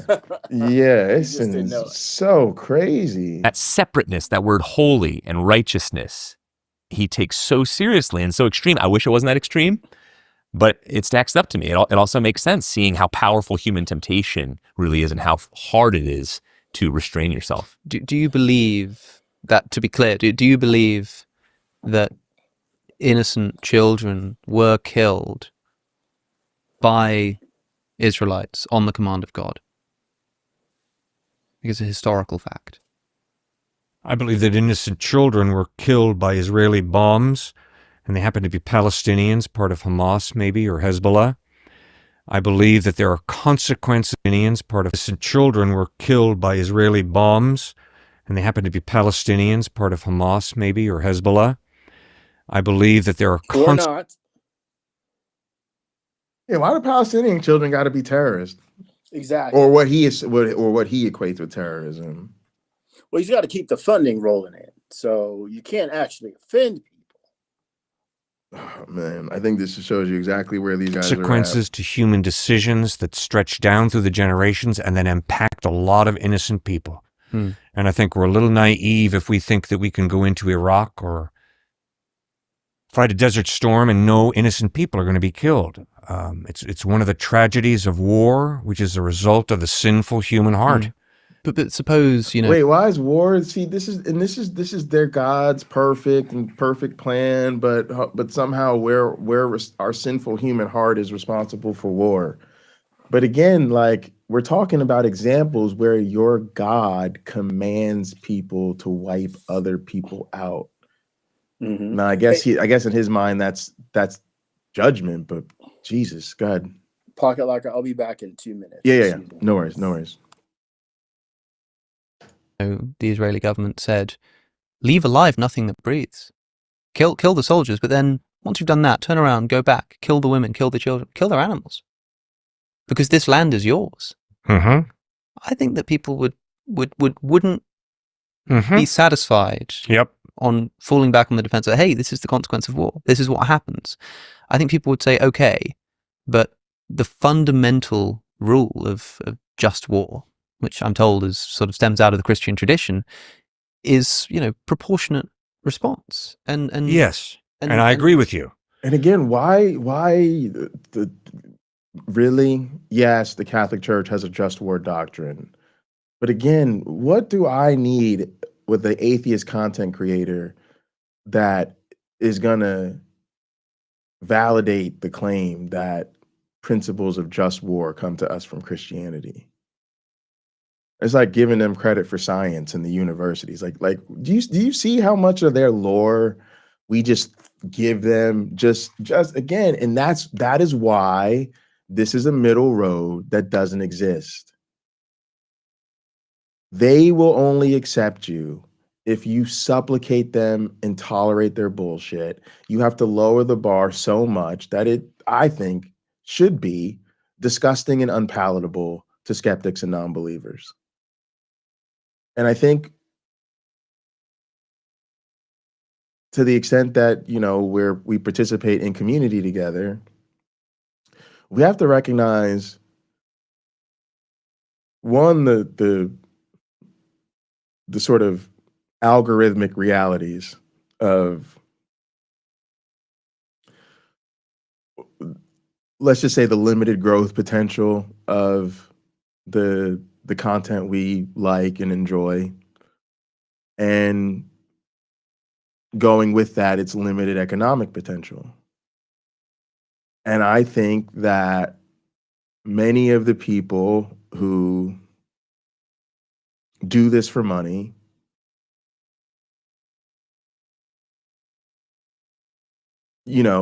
have a hard time really achieving their financial goals. And so I think for a lot of them to get to where they want to be in terms of being a professional content creator, they realize it's more profitable to get in bed with the other side. And I think for the people who really do care and are really down for the cause, it's very, very hard for those people to grow to the point that this is a viable career choice. And there are exceptions. I don't want to start naming names, but I definitely have seen there are exceptions. I don't want to say this applies to everybody, but those exceptions are very rare. And even those exceptions, I would say, come with some real compromises. So it's just something to think about. But a lot of these content creators, I would say, they've gone to a place where I'm no longer their audience, really. Mhm. Okay, but here's another problem. Mm-hmm. God told Abraham to take Isaac up on Mount Moriah and sacrifice his son. Now, if someone interprets that as being God's laying down wise principles for good parenting, they're an idiot. Sure, yeah. That is not what Genesis chapter 2 is communicating. God gave Abraham... See, now, and again, more gaslighting. And as yeah, sure, you're right, buddy. First off, I was thinking about this the other day. Actually, I remember going to church with my dad and having this whole Abraham versus Isaac sermon preached. And my dad didn't take me to church a lot, especially now as I got older. And I realized, I think it might have been Father's Day. So he can go fuck himself, because I think not only is that story, definitely able to be interpreted as, I think it is usually interpreted as a story for parents. I think it is commonly preached on Father's Day. Because I think Christians think it's cute to tell this story where it's really just a test to see if you'll put your faith before and da da da da da da da da. Okay. But they can also go fuck themselves. Anybody in the class can guess why? Because the whole purpose of Christianity is a story about sacrificing your son. So don't sit the fuck up here and insult me and tell me, oh, the story of Abraham, Isaac, when God goes and asks Abraham to sacrifice his son. Oh, you thought that was really about testing his faith to see if he would sacrifice his son? You're so silly. Oh, you silly atheist. You silly atheist. God would never tell a story about sacrificing your son. That is the entire purpose of the religion. So again, like, just gaslighting, just straight gaslighting. A very specific And when they command. come down the mountain, God says, now I know. So now God knows that Abraham was willing to sacrifice. Yeah, I think in the original story he says, did. Now I know. Well, there are versions that exist. Yeah, I think in the original version he did. Does not come down the mountain. Yeah. Isaac is not in the group that comes down the mountain, so no. Yeah. Yeah. But you can't. And it was how are you going to tell your son that one? So you see, son, the lesson from this is, holy crap, Dad, you trying to traumatize me. I got to go talk to the village shaman to get myself back on track here. Yeah, it's so awkward. I remember it being awkward. I remember I thinking my dad was probably mad that he preached about that, because it just didn't even, I don't think we even just talked about it. I think we just went on about our days and just didn't even talk about it. But I do look forward to these conversations with my daughter when she hears these stories. I do believe something she will say often is, wait a second. I think, I hate to say this, I think her life will be better off if she didn't, but I'm sure she will, unfortunately. Well, again, my goal is to introduce her to what these different faith traditions are, and she can make her own decisions about what she thinks is true. I'm sure she'll. But for my sake, just think about it, though. Think about, do they really? Because I know you're doing the comparative approach, right? The learn about all of them, think about all of them. She's getting inoculated. But I think for I don't know. I really wish, if I could do it over again, I would want a childhood where nobody even tells me about religion till I'm nobody even tells me about it till I'm 20. And then when they do, I'm like, yeah, sorry, not interested. Yeah. And I just, and now when I look back on my childhood, it's just all kid stuff and growing. Yeah. I wouldn't want to be touring different churches. I don't want to know all the different calls. I don't want to go eat and pray over here and see how they pray over here and see how they, nah, I do way too much of that. Nah, let a kid be a kid. Kids don't need to know that stuff. There's nothing in it. There's no truth to any of them. So what? I think even the culture, I think we're doing that more so that they understand how to deal with the people from different cultures. But nah, not me. That's sort of my goal too. So I would skip the religious tourism. Part of my goal is to give her tolerance, to teach her tolerance. Yeah, but I think you teach them that. You can teach them that without. I'm just my opinion. I'm not a parent. But yeah, just my opinion. Going to the zoo saying, "Look, see this elephant? It's here. Not for our amusement, but to show us how fragile the creatures in nature are, and to expose us to the animal diversity that there is, and we need to take care of it, not abuse it. Now let's go look at this other congregation over here." Yeah, but I just think but I'd rather go to a theme park, or just take me out to get ice cream, or let's go to the movies, or let's get into superheroes. Why are we wasting all this time at synagogues? If she ever says, "I'm only ever excited to come with you for these things," is because we have ice cream after. We don't have to get. That's what I'm saying. Sweetheart, you just want the ice cream. I just want the ice cream. Yes, just ice cream. Yeah, we're going all these. Going to all these churches for it's weird. Not to give an example of wise parenting. It was Abraham, who's number one in your heart? Is it going to be God or is it going to be your son? And again, Who are you gonna- bro, like we really, like we never heard this story and like we don't know the point. Like he's really, right? They always break it down like it's news. No, you don't know. You don't know. That story was really to test Abraham, to find out who was number one. Bro, we know what the story's about. Build your future on? Your son or me? Similarly, what Israel does there in the Old Testament is What a not weird God. examples of just war theory. No, it is a unique example of God using a theocracy, and we don't live in a theocracy. We don't have a theocracy in Israel now. And we're definitely not a theocracy in the United States or in UK. God using a Lies. theocracy to carve out a land that he brings then Messiah into. That's a one-time deed, because you're absolutely right. It is not an example of just war. No way. But see, now that's another funny thing. He knows all about Christian nationalism. He is a Christian nationalist. He knows that his apologetics is used to bolster Christian nationalism and Christian nationalism all over the place. And so when he says that we're not a theory, like that's what I mean. That's just all the great white coat. Like he not fooling me. I don't believe a word out of his mouth. But what I constantly have to deal with is white skeptics, white progressives who constantly want to tell me about all the good Christians who don't support theocracy or know this isn't a theocracy. And I'm like, they're fooling you, but you're not fooling me. Like, I believe this is a Christian nation. I think the fact that you can't get elected dog catcher up in this piece without being a Christian says it all. I think the fact that there might only be, if you go into the halls of Congress, there might only be 2% more flag pins than there are cross pendants, tells you everything you need to know about this country. Yes, I know there are Jewish people, Muslims, even atheists, and all sorts of interesting people in our government. I think most of them are the exception that proves the rule.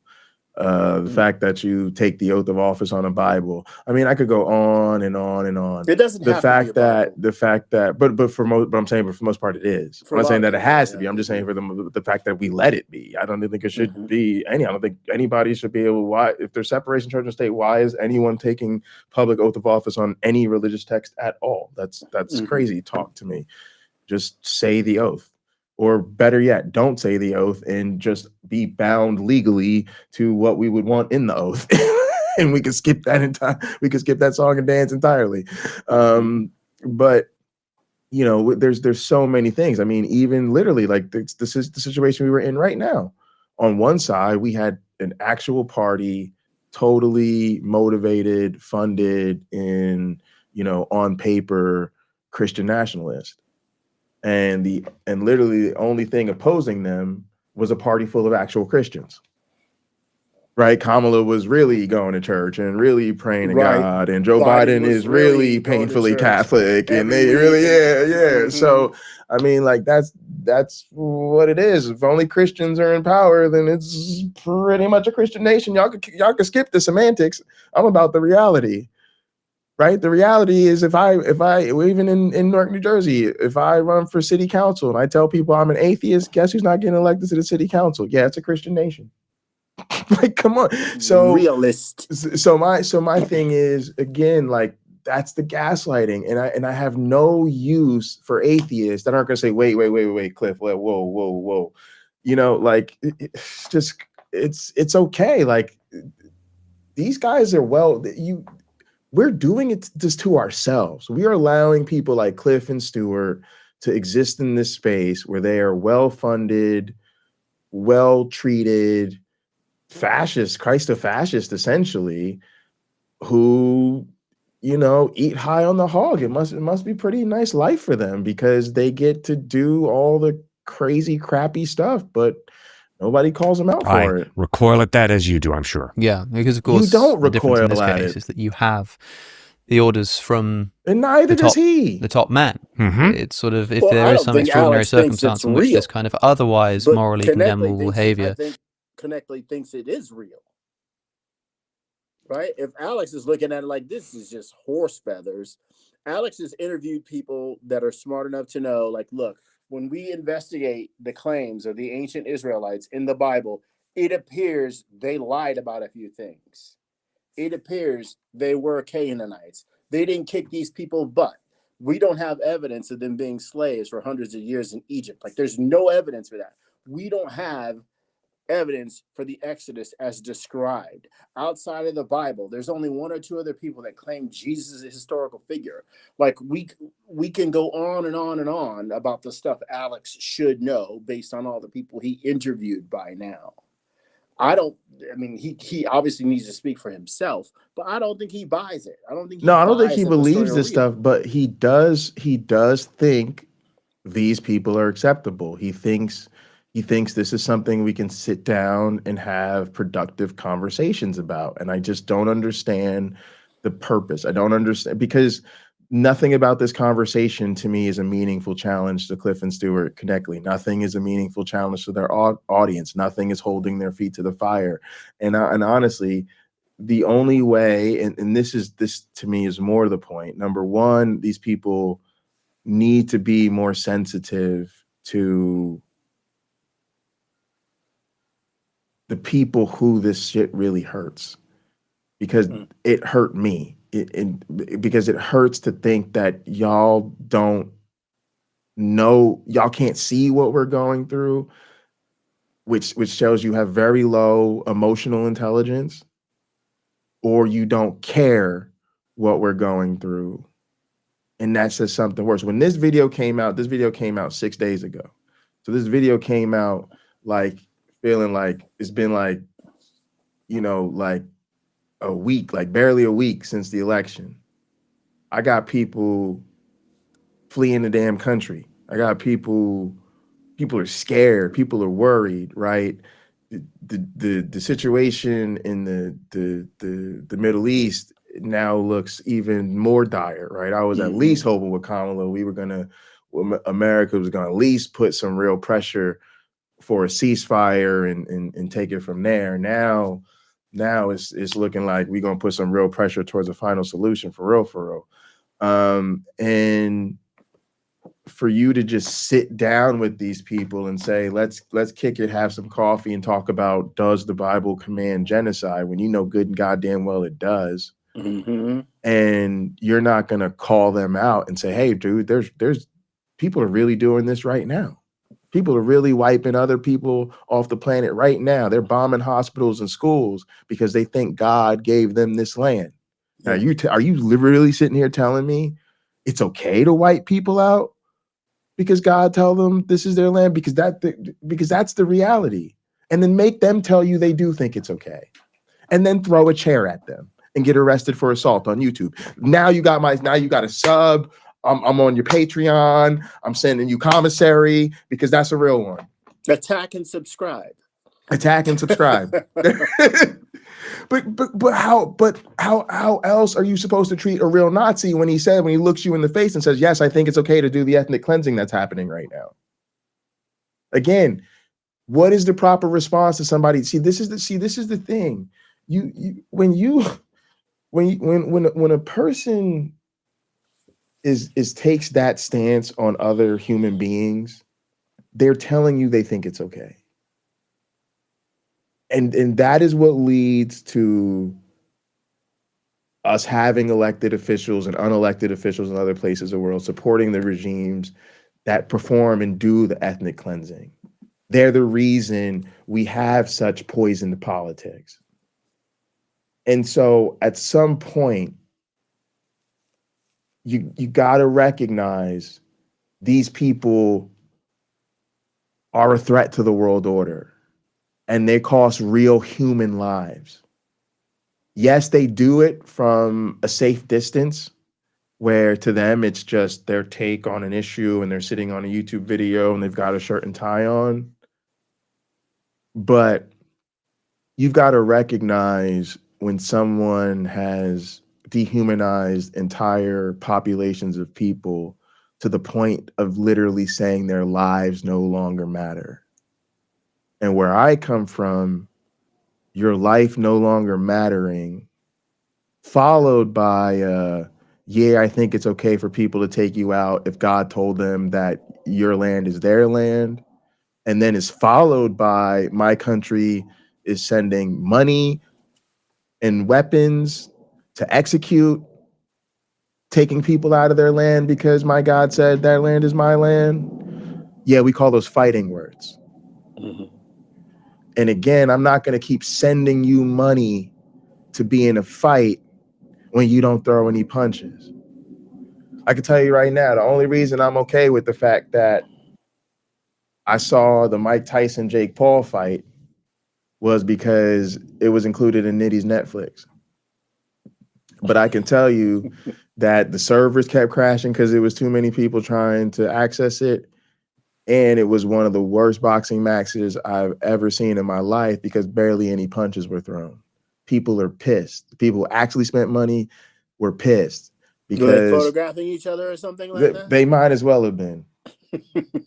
But my point is people don't pay for fights without wanting to see some action. Yeah. Can be justified, you better have the authority to know that you're making the right decision. And in this case, the Christian will be able to say that they did have that authority. But I mean, it's a struggle. Yes, it is. We're talking about the intentional killing of non-combatant children here. And I read this text as a land dispute. I read in Deuteronomy where God gives instructions when you march up onto a city to attack it, like in the broad sense. When you march up to attack a city, make its people an offer of peace. If they accept and open their gates, all the people in it shall be subject to forced labor and shall work for you. Some peace. If they refuse to make peace and engage you in battle, which isn't entirely unreasonable given what the terms of peace are, lay siege to that city. When the Lord your God delivers it into your hand, put to the sword all the men in it. As for the women, the children, and the livestock, and everything else in the city, you may take these as plunder for yourselves, and you may use the plunder the Lord gives you from your enemies. This is how you are to treat the cities that are at a distance from you, and do not belong to the nations nearby. Women and children being described as plunder that can be used because God has given them to you as plunder. But of course, those are the people who you're attacking not because they're in the promised land. And it's just, look, we gave them a chance to leave. What are we supposed to do? This is God's chosen. No, these are other cities. Because it goes on, however, in the cities of the nations, the Lord your God is giving you as an inheritance. Do not leave alive anything that breathes. Completely destroy them. The Hittites, the Amorites, the Canaanites, and lists, the Jebusites, as the Lord your God has commanded you. Otherwise, they will teach you to follow all detestable things that they do in worshipping their gods, and you will sin against the Lord your God. So clearly what you're saying about them being these detestable characters and God is issuing his judgment must be true here, because it's saying otherwise, if you don't destroy them completely, they will teach you their ways, you will fall into sin. But this idea of, marching up to a city, and even if they accept you, they're going to become, your indentured servants. And if they don't, then you may take the women and children as plunder, and you may use the plunder the Lord gives you. But of course, if you're marching into a city of one of the nations that you've been promised by God, then don't leave alive anything that breathes. Kill all of them. And again, I don't know why he's doing it. But he just read 100%, 200%, 300%, way more of the Bible than you need to read to know that this is a monstrous book. Yeah. That anybody who believes this is a God and worships this God has no business even having a seat at the table in a conversation about morality. Literally, this is us saying, well, we don't know how we should run things. All right, so have some Republicans come in, or have some Democrats. All right, fine. Yeah, I know. Some of y'all are socialists. Come on, weirdos. All right, we got some Dem socks. All right, y'all come in. You know what? We don't have any white supremacists. Can we get some white supremacists up in here? Where's the Nazi contingent? Right? These people don't belong at the table. They don't belong at the table. Kill all of the women. I mean, it's the difference there, in other words, about the people in the inherited lands and the people outside of it, tells me that the explanation for why these people need to be completely and utterly destroyed is because this is our land. We want this land. seems to be, and when I read about somebody intentionally driving out or killing nations of people so that they can sort of essentially ethnically cleanse a land, I don't know what else to call that other than a genocide. But it's still eventually the point is to welcome them in. It's not like they're going to sit in the land welcome flowing them with in? milk and honey forever. What? And again, be God's chosen people, and that's it. So that's one. Secondly, we're reading this again from our 20. They're dead. He knows they're dead, right? He keeps saying that, well, the point is eventually to, they're dead. And I don't, like, again, how do you let people, like, is it just me, y'all? I'm like, this stuff makes me literally think I'm going crazy. Because I think of people, I think you either used to be religious or not religious, and you recognize religion was crap. You made a whole channel. You became a professional YouTuber talking about religion is crap. All your friends think religion is crap. And then the religious nut jobs sit you down in the face and they tell you, yeah, God totally needed to wipe them out so he could welcome them in. And you're just like, yeah, okay, yeah, let's go with that. This is why people still believe this nonsense, because we treat them like they're fucking painting medieval masterpieces instead of rolling around in a pile of shit. First century Judeo-Christian lens.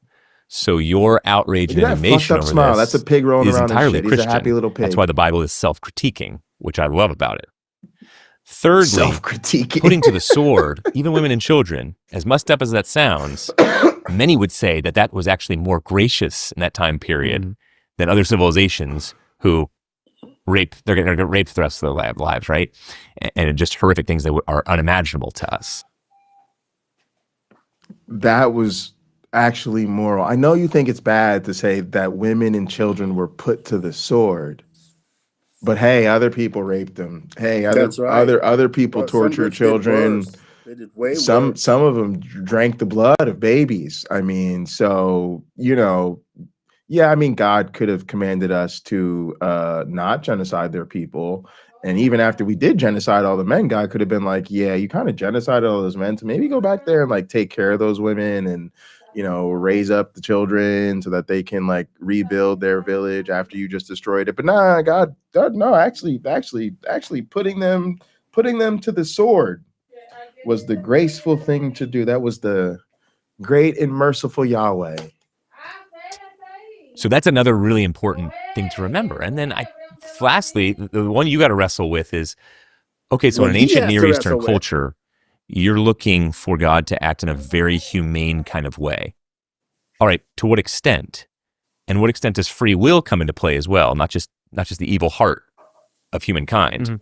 But how exactly do you want to play God? Because I want to play God too in those passages. But what does that look like? What specifically does that look like? Watch the full conversation with Cliff and Stuart by clicking. Oh my goodness. Oh my goodness.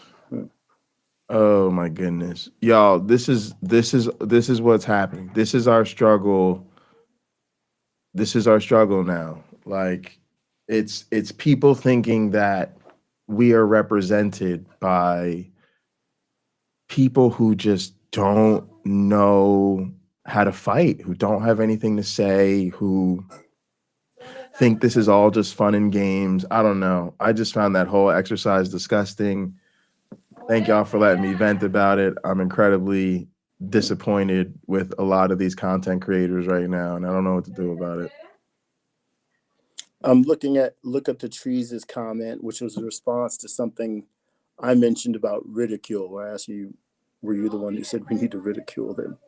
LookAtTheTrees, I promise I will try to find a way of making an insult not sound like an insult.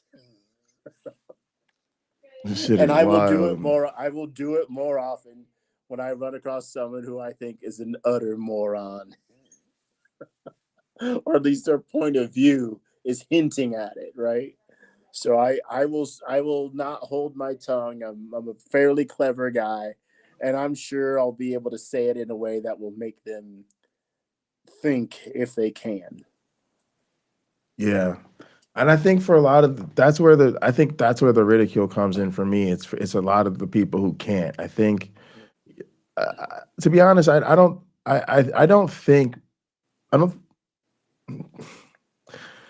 Whew, okay, so there's a whole thing about non-resistant non-belief, right? It's the need for Christians to recognize that there are people who don't believe in their faith because, well, it's not reasonable to believe it's true. It's evidently not true. I think Christians are what you might title as resistant believers.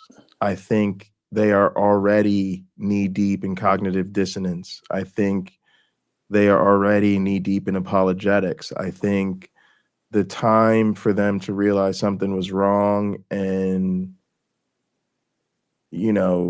move towards deconstructing would have happened a long time ago if it was easy to get them on that path.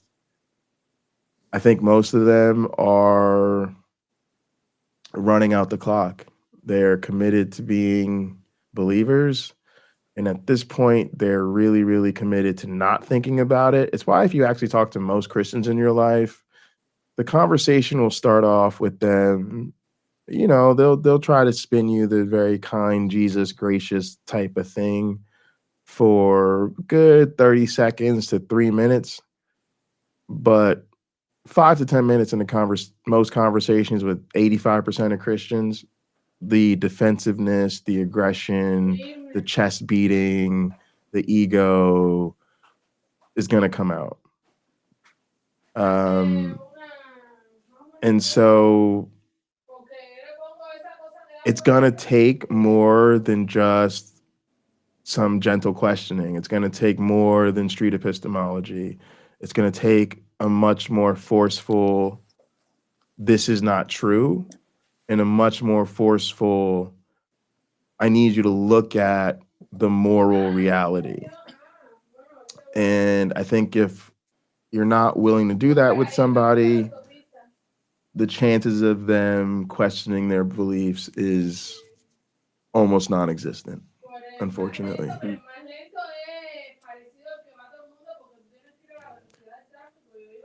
I mean, think about it. Most of us, a lot of us in this community are atheist YouTubers.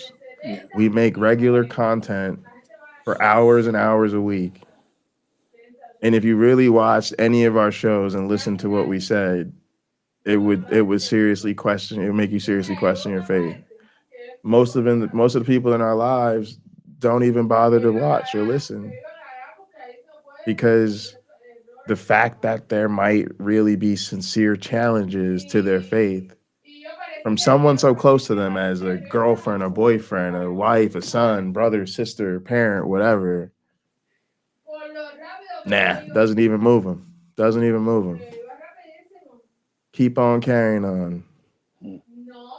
So, because when we were in the faith, if somebody that close to us had left the faith, we would have had questions, we would have had conversations, we would have wanted to get into that, So I always say that there's a lot of reason to believe that they're very different in terms of their motivation and their reasoning than we are. Mm-hmm.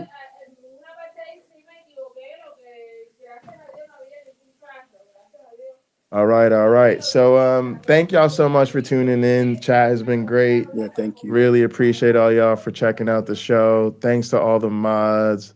Sorry we're a little bit late. I was out running some errands with my dad. Appreciate everybody. Please subscribe to the channel, like the videos, Yes. join the Discord, or come hang out with us and gather for the after party. As always, be good.